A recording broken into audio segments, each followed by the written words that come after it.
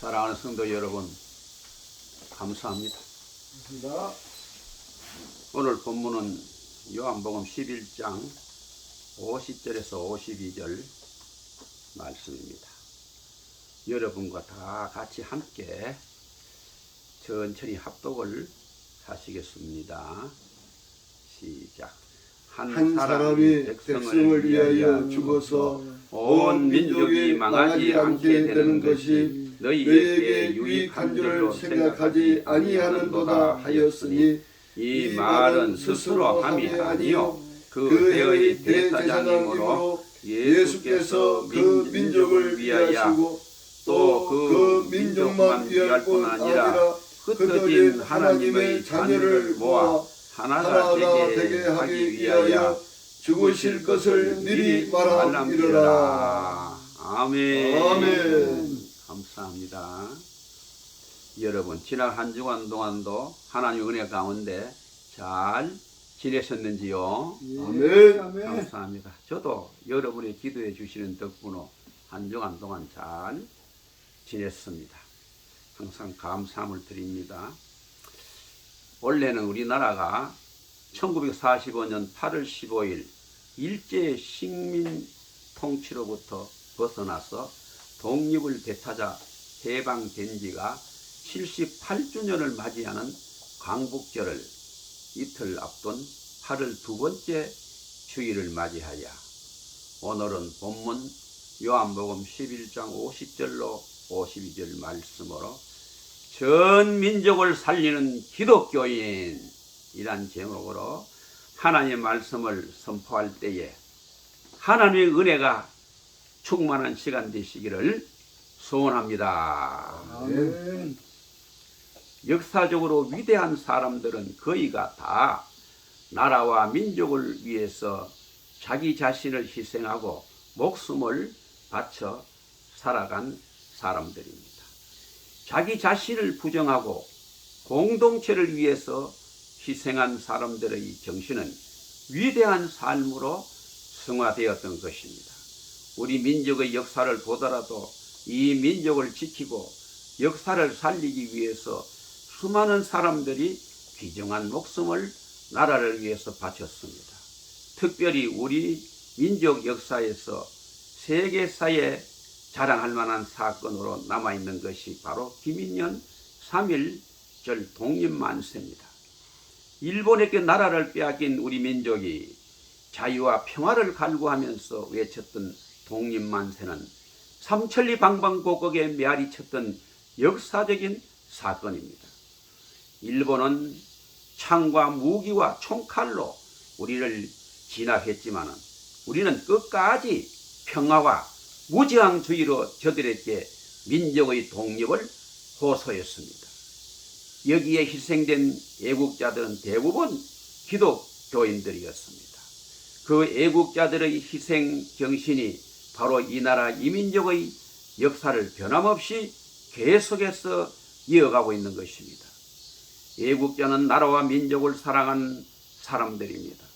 우리는 나라와 민족을 사랑해서 목숨을 바친 위대한 순국 선열들을 기억하고 있습니다. 그 대표적인 사람들이 이순신, 유관순, 안중근 의사 등입니다.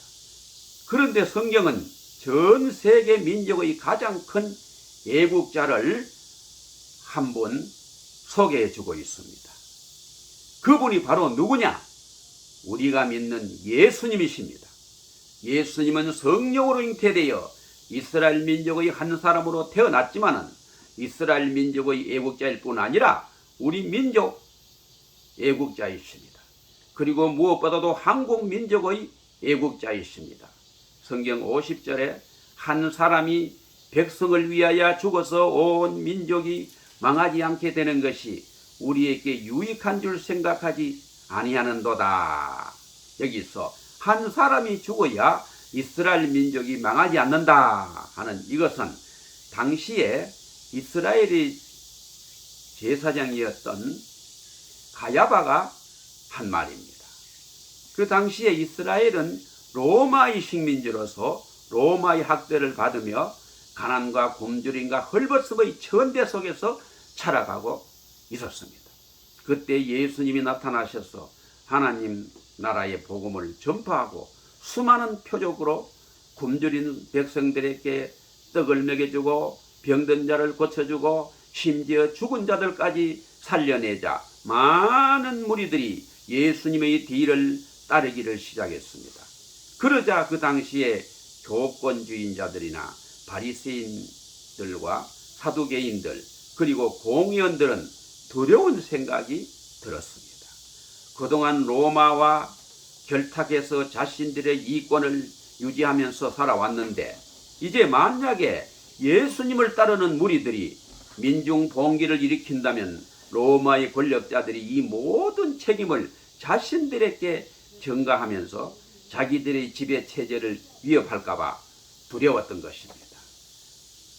그래서 이들이 민중들의 봉기를 예방하고 자신들의 지배 체제를 지키려고 모여서 회의를 하는 중에 가야바가 이 말을 합니다. 한 사람이 죽어서 민족이 망하지 않는 것이 너에게 유익이 되는 것을 어찌 알지 못하느냐? 이 한 사람을 죽여야 한다. 참으로 이 말은 무서운 말입니다. 그래서 가야바는 한 사람을 죽여야 민족이 산다는 말을 하고 있지만은 그 내면에는 한 사람이 죽어야 자신들이 산다는 매국적 사상이 담겨 있었습니다. 그런데 이 가야바가 한 말에 대하여 사도 요한은 52절에 이 말은 스스로 함이 아니요 그가 대제사장님으로 예수께서 그 민족을 위하시고 그 민족뿐만 아니라 흩어진 전 세계의 하나님의 자녀들을 모아서 하나 되기 위해서 죽으실 것을 미리 말함이러라 보였습니다. 다시 말하면 이 가야바는 자기 욕심으로 예수를 죽여야 된다고 말했지만은 하나님은 그의 입을 통해서 그 민족뿐만이 아니라 전 세계 민족을 위하여 예수가 죽어야 된다는 것을 미리 말씀하셨던 것입니다. 우리 예수님께서 십자가에 달려 죽으심으로 이스라엘을 구원하고 또 흩어진 하나님의 자녀를 구원하게 될 것이라는 예언인 것입니다. 우리 예수님은 그 예언대로 십자가에 달려 죽으심으로 이스라엘을 살리고 온 세계 민족을 살렸습니다. 예수님은 이스라엘 민족을 위해서 죽으실 뿐만이 아니라 한 민족을 한국 민족을 위해서도 죽으셨습니다. 그래서 한국 민족의 최대의 애국자를 말한다면 우리 그리스도인들은 예수라고 말해야 합니다. 이 민족을 사랑하는 자가 누구입니까? 예수님이십니다. 창세 전부터 내가 죽음으로 이 민족이 산다는 생각을 가지고 죽으신 분이 바로 예수님이십니다. 어떤 사람도 애국운동을 하면서 죽었지 내가 죽음으로 이 민족이 산다 그런 말을 한 사람은 아무도 없습니다. 이순신도 임진왜란 때 남해 바다에서 왜구들이 침략한 배를 격침시키고 외놈이 손총에 맞아 죽었지만은 그가 이 민족을 완전히 구해낸 것은 아닙니다. 조금 희생했을 뿐입니다. 유관순도 민족을 위해서 독립만세를 부르다가 죽었지만은 그가 민족을 완전히 살린 것은 아닙니다. 안중근은 할빈에서 이등박문을 저격해서 죽였지만은 이등박문 하나를 죽였을 뿐이지 민족을 완전히 살린 것은 아닙니다. 그런데 성경은 우리 예수님께서 유대인뿐만 아니라 전 세계 민족을 위해서 죽으실 것을 예언했다고 말하고 있습니다. 우리는 이 민족을 살리는 위대한 그리스도를 믿고 따르는 그리스도인이 되었습니다.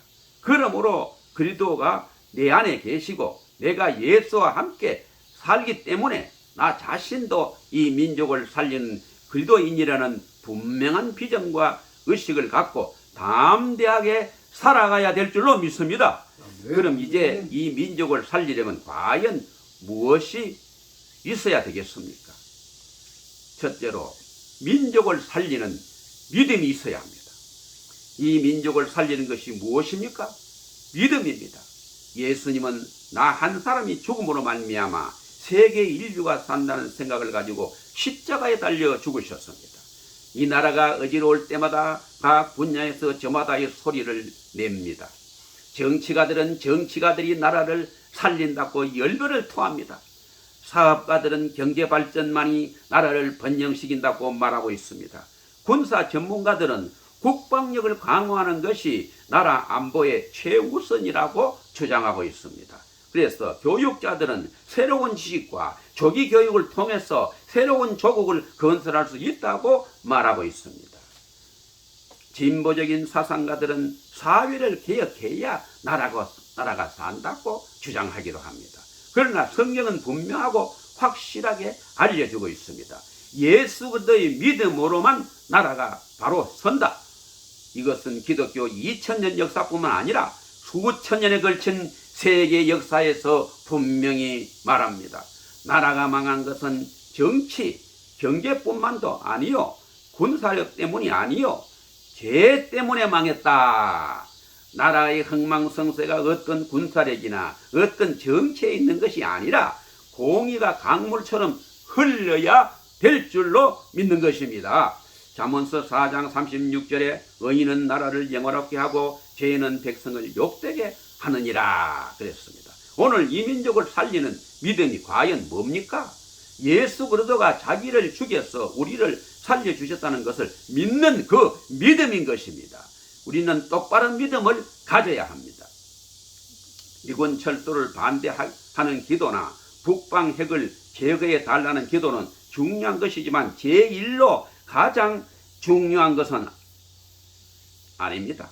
그보다 더 가장 중요한 기도는 민족 양심을 다시 재회복하는 기도인 것입니다. 우리는 하나님께 대한 신뢰가 빈약할 때 미국을 의존하는 경향이 많이 있습니다. 미국은 우리의 조군 우방은 틀림없습니다. 이 나라에 최초로 선교사를 파송해서 복음을 전해준 나라가 미국입니다. 우리가 일본으로부터 독립할 때 가장 좋은 연합국이었습니다. 우리가 해방 후 가난할 때 식량을 많이 원조해 주었습니다. 경제협력을 통해서 우리나라가 오늘의 경제의 부를 이루게 해 주었습니다. 그렇지만은 우리가 아무리 미국의 도움을 입고 여기까지 왔다고 할지라도 미국을 제1로 의존해서는 안 된다는 것입니다. 제1로 오직 하나님을 제1로 의존해야 될 줄로 믿습니다.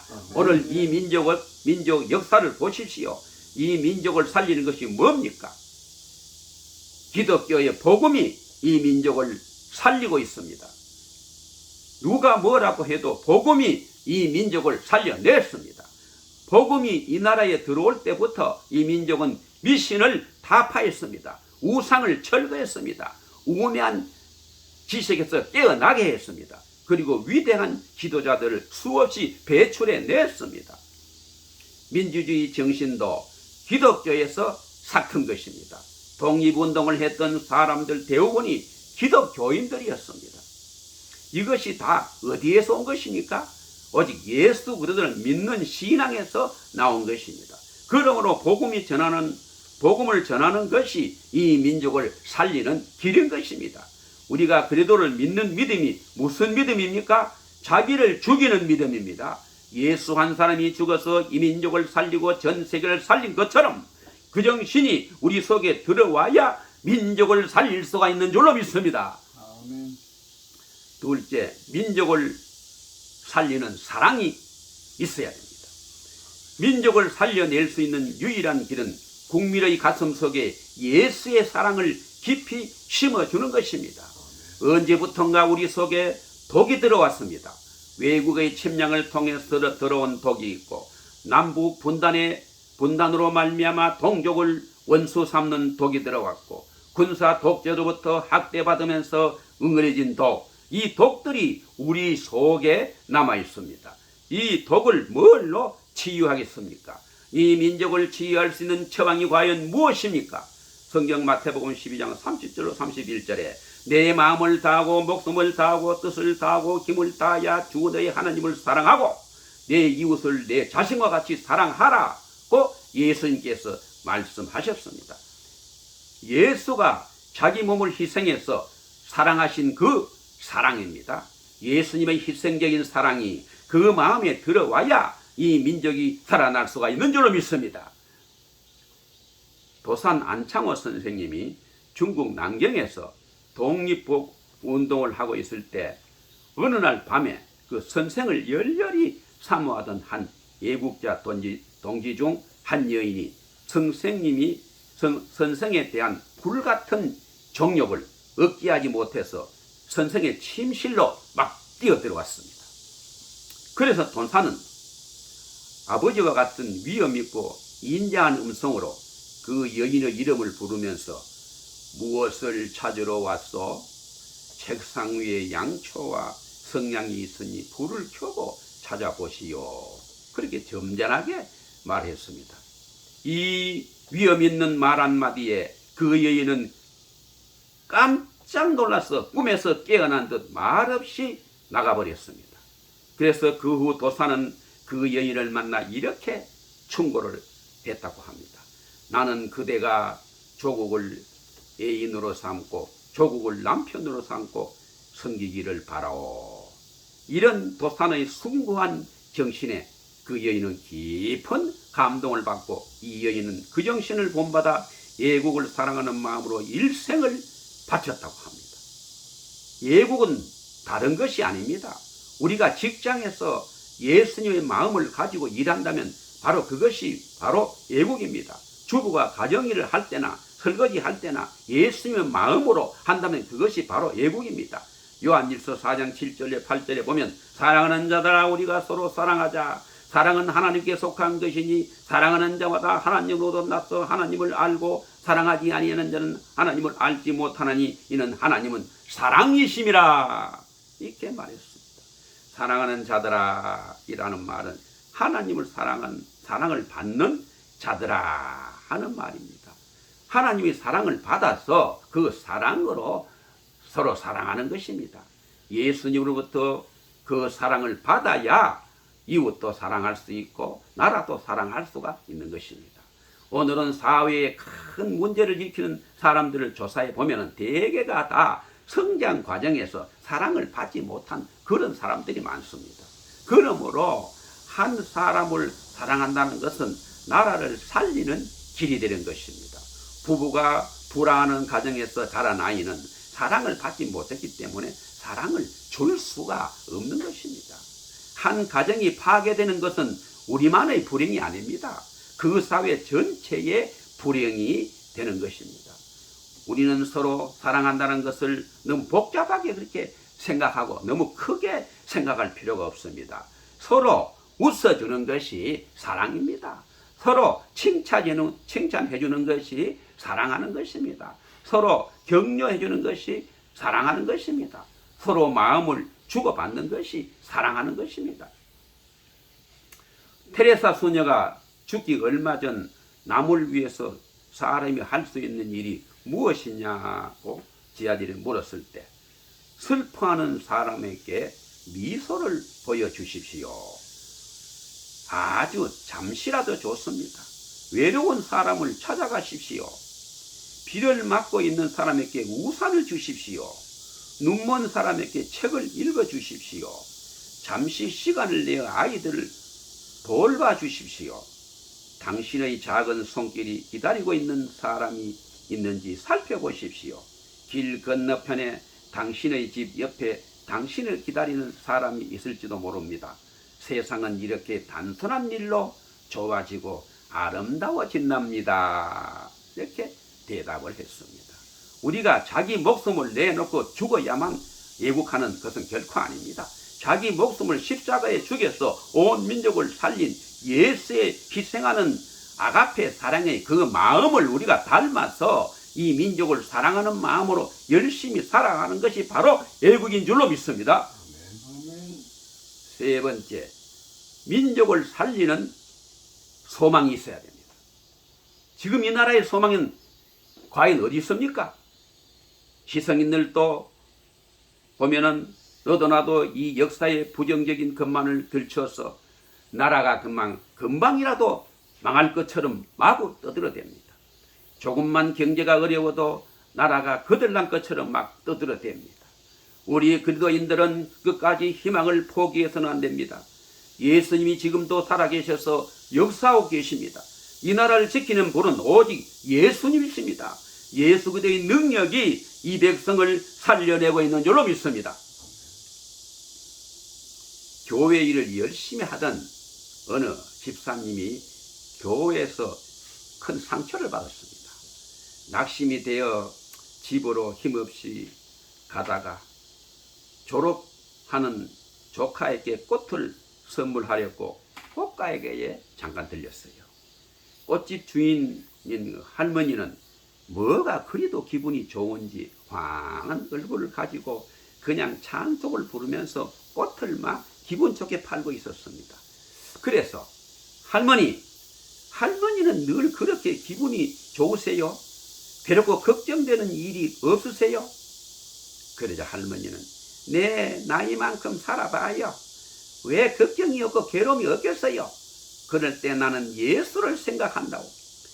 양손과 양발에 못 박히고 옆구리에 창 찔리며 돌아가셨지요. 그러나 사흘째 되는 날 부활하셔서 우리들의 소망이 됐었지요. 그래서 나는 고통스럽고 앞이 캄캄할 때마다 사흘만 참자. 어두움은 사흘뿐이다. 사흘만 소망을 잃지 말자. 이렇게라고 나는 항상 다짐을 한다고 라고 자신 있게 대답해 주었습니다. 그래서 그 집사님은 할머니의 그 고백에 은혜를 많이 받고 나서 아무리 가슴 아파도 힘들어도 사흘만 참자 하면서 그 어려움을 이겨냈습니다. 결국 사흘만 참자고 한 것이 수십 년을 참고 승리하며 살게 되었다는 사실입니다. 우리 예수님은 죽음에서 부활하셔서 우리에게 소망을 주셨습니다. 소망을 심는 자만이 애국자입니다. 여러분은 모두 다 망하는 것처럼 떠들어댈 때 분명한 소망을 가지십시오. 아무리 사업이 안 된다고 해도 옛날 흉년에 헐벗고 굶주린 때보다는 훨씬 낫지 않습니까? 경제가 아무리 어렵다고 해도 6.25 전쟁을 겪던 시대보다는 낫지 않습니까? 달새빵을 산다고 탄식해도 옛날 우리 조상들에 비하면 우리는 잘 살고 있는 것입니다. 앞을 바라보고 희망을 가지십시오. 만나는 사람마다 희망과 소망을 심어 주십시오. 한 가정의 식구와 자녀들에게 희망과 소망을 심어주는 아버지가 바로 애국자인 줄로 믿습니다. 옛날에 빌리 그레함 목사님이 여의도 광장에서 외쳤던 한마디는 지금도 이 민족의 소망이 되고 있습니다. 나는 가다나에 갔다. 아침 새소리에 잠을 깼다. 나는 일본 동경에 갔다. 자동차 엔진 소리에 잠을 깼다. 나는 한국 서울에 왔다. 새벽 종소리에 잠을 깼다. 세계의 희망은 한국에 있다. 세계에 깨어 기도하는 나라, 새벽을 하나님 앞에 바치는 나라, 이 코리아가 세계의 희망이다.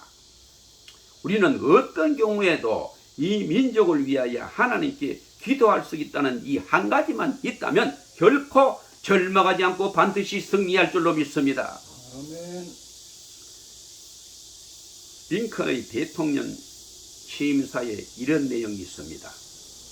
우리가 당면한 어려운 문제들을 해결하고자 할 때에 우리의 지혜와 열심으로는 안 됩니다. 마땅히 하나님의 말씀인 성경을 의지해야 하며 하나님을 굳게 신뢰해야 합니다. 하나님께서 이미 이 나라를 돌보셨음에 결국 우리나라를 어려운 위기에서 건져주실 것입니다.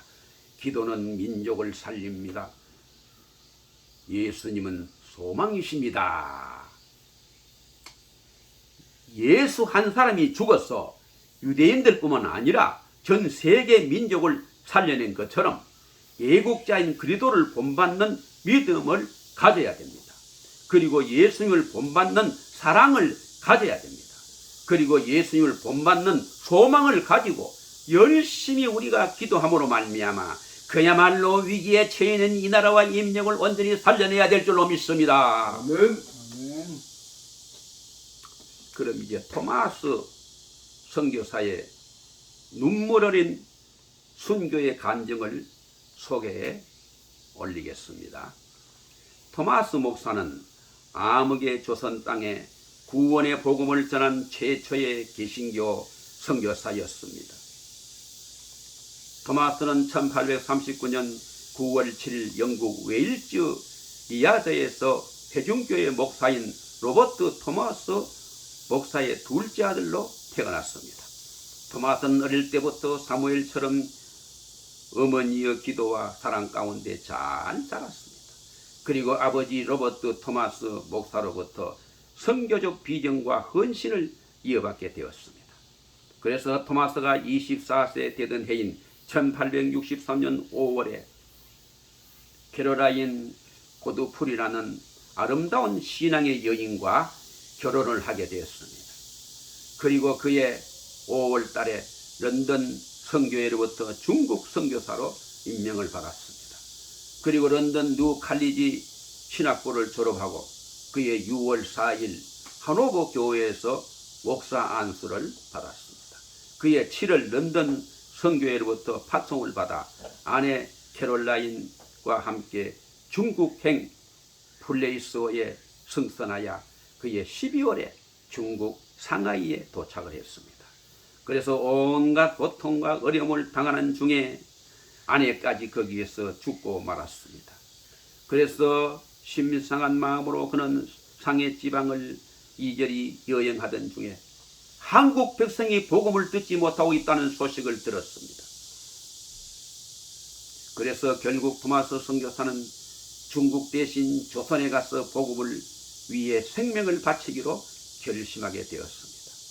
그는 1866년 8월 9일 미국 상선 제네럴 셔먼호의 한문 성경 500여 권과 전도지를 싣고 승선하여 중국에서 출발하여 그의 8월 16일에 한국 평안남도 용강의 주영포에 도착을 했습니다.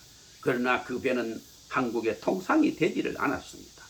그래서 밀물을 타고 대동강 위로 깊이 올라왔던 이 상선은 한국 군사들의 불화살에 맞아 배가 불타게 되었습니다. 배 안에 있던 화약이 모두가 다 불에 탔습니다. 기름통이 막 불 붙었습니다. 선원들은 살아보려고 강물에 마구 뛰어들었습니다. 그리고 언덕을 향하여 온 힘을 다하여 헤엄을 쳤습니다. 그러나 조선 군인들은 그들이 언덕에 도착하는 즉시 사정없이 목을 베었습니다. 1866년 9월 2일 저녁 황혼 때에 27세의 젊은 영국인 토마스 선교사가 대동강 하류에 있는 양각도에서 살고 싶다는 마음보다는 그가 가지고 온 한문 성경 500여 권과 전도지를 전달하고픈 마음에 땅으로 오르기 위해 안간힘을 다 하던 중 목베임을 당하면서 오 하나님이여 아직까지 복음을 듣지 못한 저 불쌍한 백성들에게 은혜를 주옵소서 라고 기도하면서 성경을 마구 땅으로 던졌습니다. 겨우 27세 젊은 선교사 토마스는 한국 민족을 사랑하는 마음을 가지고 하나님의 사랑을 실천한 한국 초대 교회 순교의 제물이 되었습니다. 그 희생의 사랑이 토마스 선교사의 목을 벤 박충건이 회개를 하고 1899년에 세례를 받고 그 뒤에 장로가 되었다고 합니다. 토마스 목사에게 한문 성경을 받은 홍신길과 김영섭과 김종건 모두 다 그리스도인이 다 되었다고 합니다. 성경을 가지고 그것을 뜯어서 벽지로 발랐던 박영식, 최진환도 나중에 그리스도인이 되었다고 합니다. 그래서 그들은 벽에 벽지로 바른 성경을 벽을 바라볼 때마다 읽었을 것입니다. 마태복음 11장 28절에 수고하고 무거운 짐진 자들아 다 내게로 오라 내가 너희를 쉬게 하리라. 요한복음 3장 16절에 하나님이 세상을 이처럼 사랑하사 독생자를 주셨으니 이는 저를 믿는 자마다 멸망치 않고 영생을 얻게 하려 하심이라는 이 성경을 읽다가 감동을 받고 교회로 나가서 예수를 구세주로 영접하고 열심히 믿게 된 것입니다. 그래서 성경을 뜯어 벽지로 바른 이 집이 바로 평양 최초의 교회인 늘다리골 교회가 되었고, 비록 토마스 선교사가 조선인에게 목베어 순교를 당했지만은 그 순교의 피와 그가 남긴 성경은 조선인들을 살리는 생명이 되었고 한국 교회의 초석이 되었던 것입니다. 순교의 피 흘림과 희생이 있는 곳에 하나님의 사랑은 아름다운 꽃이 피고 풍성한 열매를 맺는 것입니다. 그 토마스 선교사의 순교의 피가 뿌려진 대동 강물을 마시는 수많은 사람들이 세월의 흐름 따라 예수를 믿었고, 평양은 동방의 예루살렘이라 불릴 정도로 한국교회의 거룩한 도성이 되었던 것입니다. 이제 통합찬송가 269장, 개혁찬송가 522장 1절에서 5절을 부르고 끝을 맺겠습니다. 웬 말인가 내 형제여, 주님이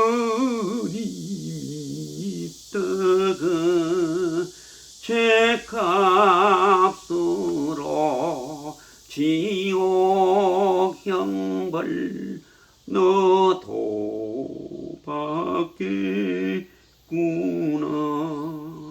웬일인가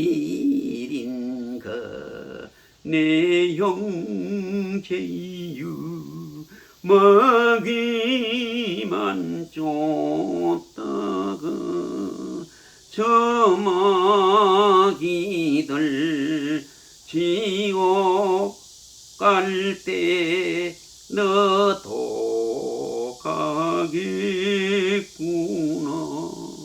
웬일인가 내 형제여, 재물만 취하다 세상 물질 불탈 때에 너도 타겠구나. 웬일인가 내 형제여, 죄악에 매여수 한없이 고생하는 것 참 못 보겠구나. 사랑하는 내 동포여, 주께로 나오라. 십자가에 못 박힌 주 너를 사랑하네. 아멘. 이제 마지막으로 우리 모두 예수님의 믿음을 본받고 예수님의 사랑을 본받고 예수님의 소망을 본받아서 위기에 처해 있는 이 나라와 이 민족을 온전히 살려내는 그리스도인이 다 되시길 예수님의 거룩하신 이름으로 간절히 축원을 드립니다. 아멘. 기도하고 마칩니다. 아멘.